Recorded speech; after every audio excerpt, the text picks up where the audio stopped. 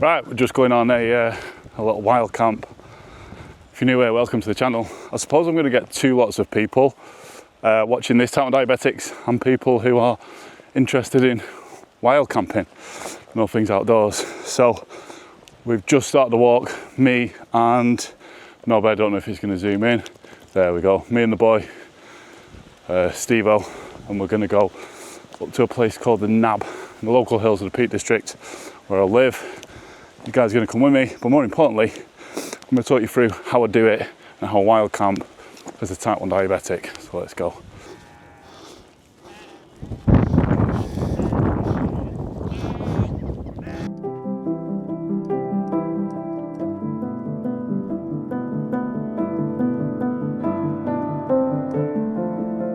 First bit of a lump.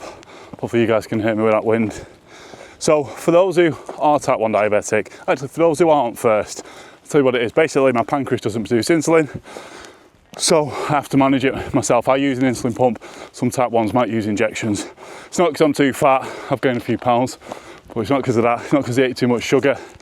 It's not because I'm unhealthy. So my lifestyle has been outdoors, competing in triathlons, doing Ironmans, half Ironmans, that sort of stuff. And that's my job, a full-time online coach for other type 1 diabetics. For those who are type 1, as you'll know, hiking, things like that, potentially drop our blood sugars. What I always do with using an insulin pump here at the moment is I'll suspend my insulin about an hour before the hike. And the reason for that is I'm really sensitive to insulin, and see if we can get you out this wind first. And I know hiking, things like that, is going to cause me to drop, so I don't want any insulin. This walk's only going to be short, but I'll then switch everything back on probably 5-10 minutes before the top and give myself a small bolus as well of insulin. And currently my blood sugars are at 7 at the moment, 7 moles. I had about 15 grams of carbs before we set off.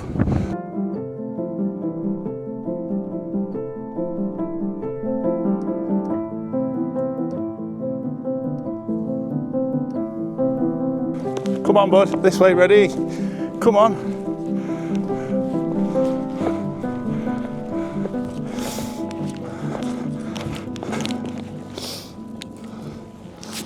I'm going to be honest, let me just get that track on. YouTubers doing that just for cinematic views and shit. Like, you got to walk back down and get the camera. We all know what you're doing. I've just bloody done it and I can't really say anything.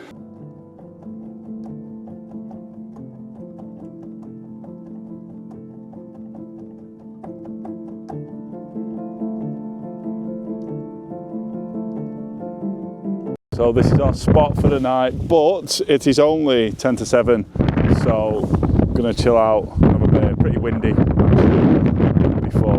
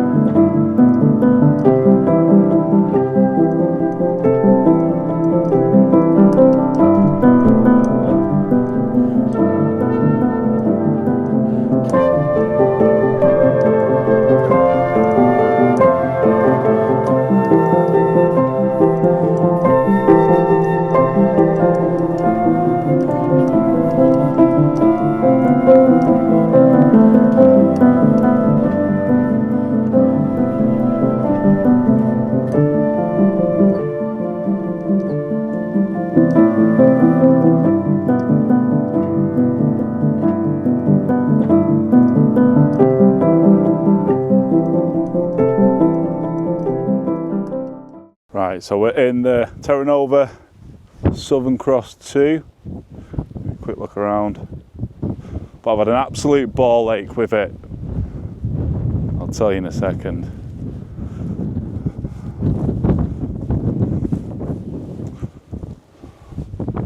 Look at that for a view. Get in here, see if I can get out the wind. Hopefully it's not too windy. I've not bought the dead cat thing for the mic, but the little tensioners on the side of this tent here, putting it, tensioning it, snapped it. Hey mate, snapped one of them. I've had this tent probably about 5 weeks. and then doing up one of the doors and the zip's disconnected. It's not broke, but this is the Terra Nova Southern Cross 2. Steve, do one, mate. He's in our bed. Southern Cross 2 2026, and I'll be honest, I don't think it's worth like what they asked for it, 800 quid, to be honest. So what I'm going to do now, get the mat pumped up, get my sleep system set up, chill out, have a beer, and make some food. So sleep system is the Optimus UL 850 down quilt. Big Agnes, this is a great pad. Big Agnes Rapide, it's a long wide. Little cheap pillow, this is the first time trying two, so I don't know, I probably might be a bit high, I might get rid of that. And then the Cedar Summit, because it connects on with Velcro. So that is the sleep system. And then that pad there, Steve-O's going to sleep on that, he normally sleeps in here.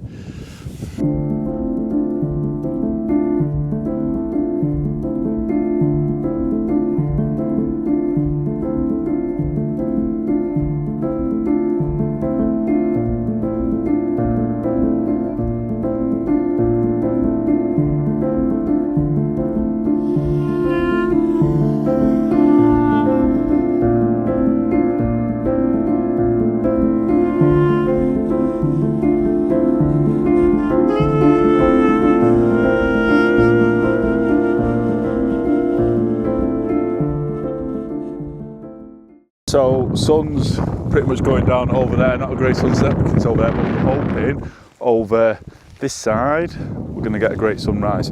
Steve-O has had his dinner, he's just down here, border collies man and balls. He's had a bag of crisps, last beer, and I'm going to cook some pasta bolognese camping meal, way fryer or something in a second.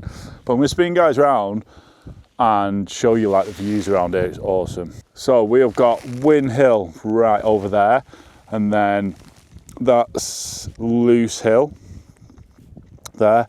This is a great ridge.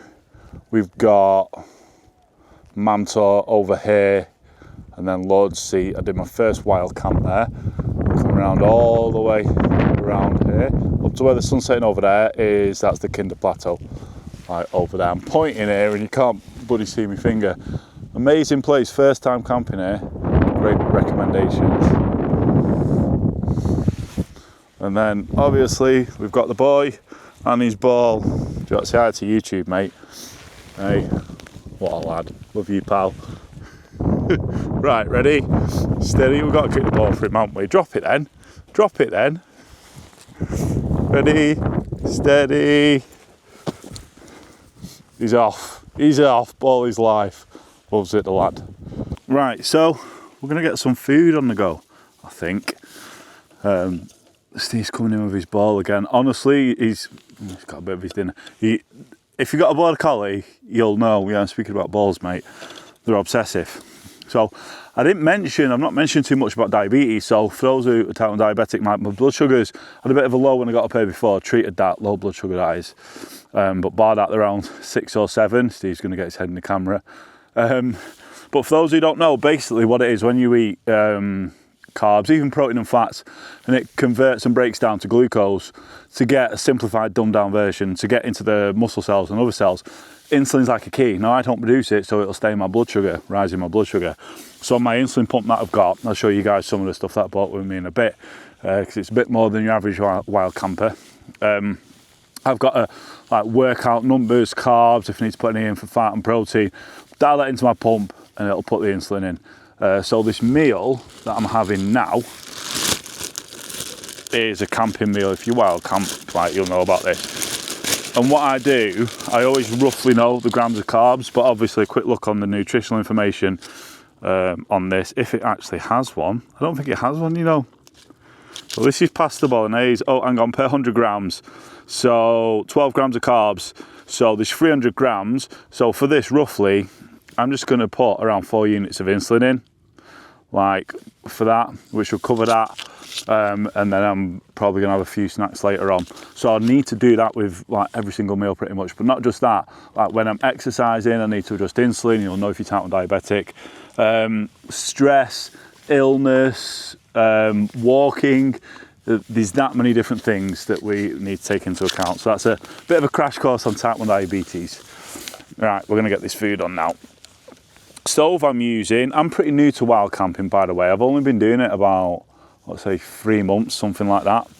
Got into photography, was waking up that early to come and get the sunrises. I was like, why don't I just piss in camp there? And obviously having a border collie, I've ran all these places, a lot of these places before, because I do a fair bit of fell running. So I was like, getting to wild camping, got a cheap tent, camped on load seat over there.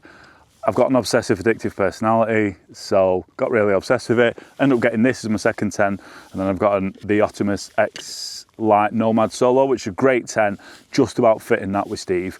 I love this tent because, well, I said I didn't really like it before. I just don't think it's worth the money. And this might be a 4-season, I don't think it is. And I like it because of the size on it as well. That's really so spacious. But these little things like it flaps a bit. Steve, watch out the way, mate. He trips over the pissing guidelines on everything as well. But it flaps quite a bit as well. I don't know whether that's user error with me putting it up wrong or, but right, let's get some food on. Are you gonna let me make my dinner, mate? What I've also done as well, I've not bought my bloody tripod. So at the moment, you guys, you're shoved into the ground on a selfie stick from my Insta360 with 2 rocks by the side with a pain in the backside. You all right, pal? Have a kiss? Here, give us a kiss. Good lad. Right, so my big Agnes mat, I keep pushing down on it. I don't know, I'm a bit paranoid that I've got a slow air leak. I don't know. I hope not. I really hope not, else in the middle of the night if it goes down we're walking back to the car. It's not that far anyway. We've got the fire maple on the boil. Sun just, you can see a little bit of colour in the sky over there.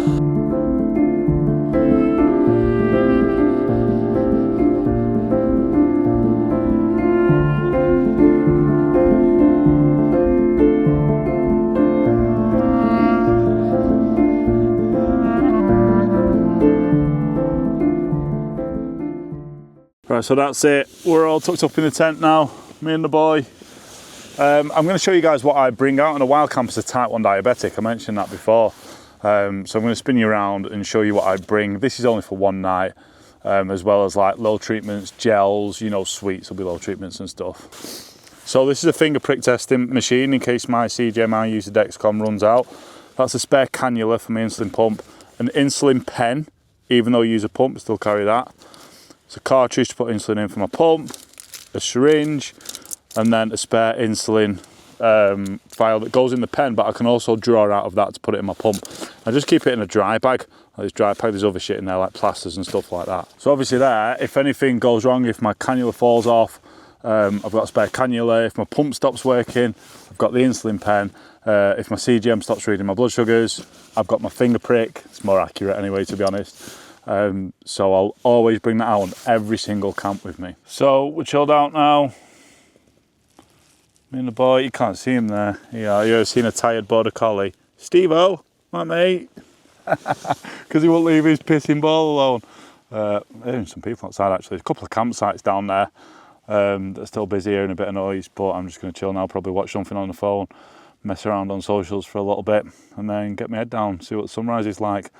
If I wake up in the middle of the night, anything interesting happening, I'll bring you guys back, but I doubt it will. So it is 20 to 5 in the morning. I've had about 2 hours sleep.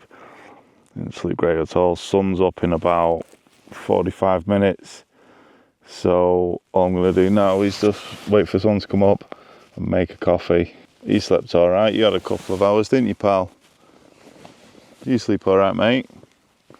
Hey? Good lad. Oh, look who's found his ball. No, stay.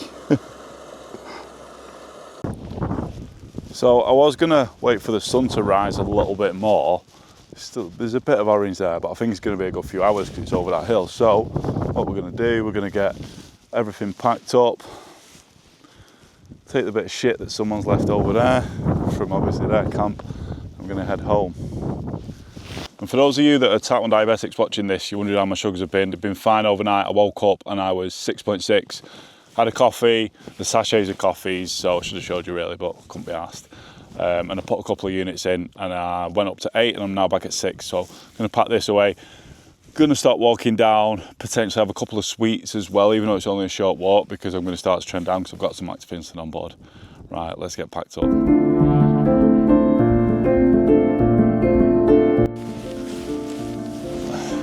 Terra Nova pegs, mate. Don't like rock.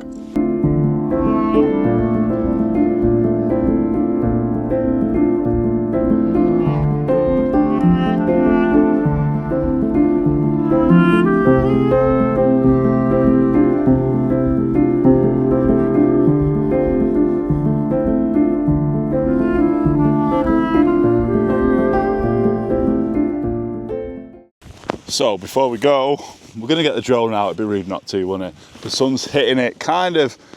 It doesn't look too bad, but kind of to the side. I'm going to give it a quick fly, get some footage.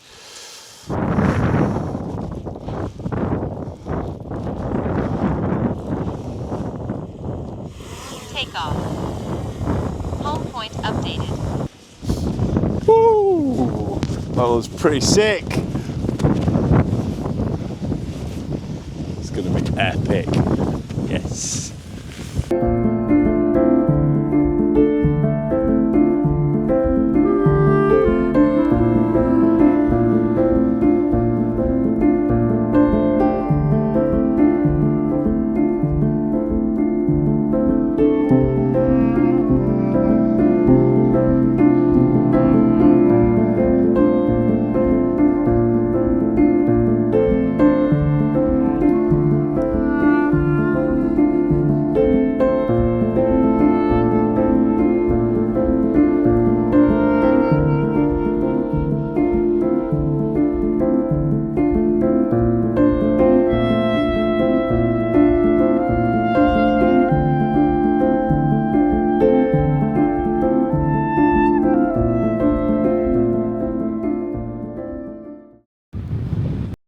We're all done. Leave no trace and all that. Just been chatting to a guy who's in a bivvy, and he's having his, hopefully you can hear me with this wind, he's having his breakfast now. We're going to head back to the car.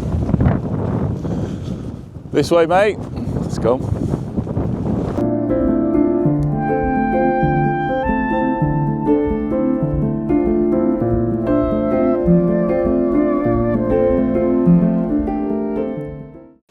Right, we're going to wrap this up here. If you enjoyed this, consider hitting the thumbs up, like and subscribe, all that jazz. Probably should have said that towards the start, shouldn't I? We've got about 10 minutes left, and then we're back at the car. And to be honest, I'm probably going to go and get my head down for an hour, because I didn't sleep great at all. Let me know in the comments if you like this sort of content, you want me to do some more, as well as obviously my normal stuff, triathlon training, that sort of jazz. So from me, come here Steve-O, come here bud. He's just faffing around. I'm going to spin you guys around. From me and Steve-O. Steve, say bye, mate. Come here. Oh, he's too bothered just sniffing. From me and Steve-O, goodbye. Cheers for watching. Have a good day.